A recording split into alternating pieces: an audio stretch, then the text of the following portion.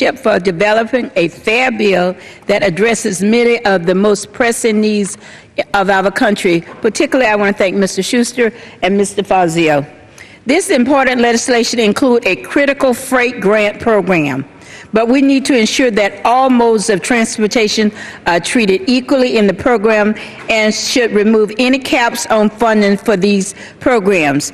It also continued the Transportation Alternative Program, TAPS, and creates a new safety grant program, which is critical to my home state of Florida, where several cities have the highest pedestrian fatality rates in the nation.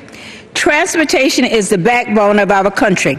Unfortunately, without critical needed additional funding, we're robbing Peter to pay Paul and forcing our states and local transportation agencies to pay more.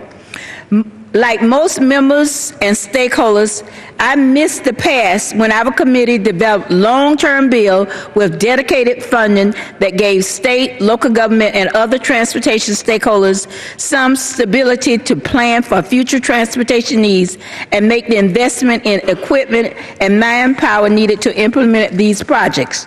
Transportation and infrastructure funding is absolutely critical to our nation, and if properly funded, serve as a tremendous economic boost and job creator.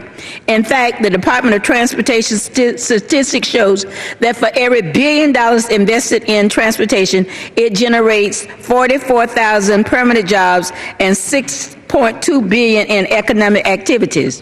We are no longer competing as states. We're competing with people like China, Japan, and European Union, all of whom are spending much more on transportation infrastructure than the United States. We are the caboose, and they don't even use cabooses anymore. Sadly, the Republican leadership lack real vision, and without vision, the people perish. The traveling public is pleading with Congress to make transportation infrastructure a priority. When this happens, we can put millions of hard-working Americans back to work fixing our nation's crumbling infrastructure and preparing our country for the future. With that, I yield back the balance of my time. Gentleman from Pennsylvania. Mr. Chairman,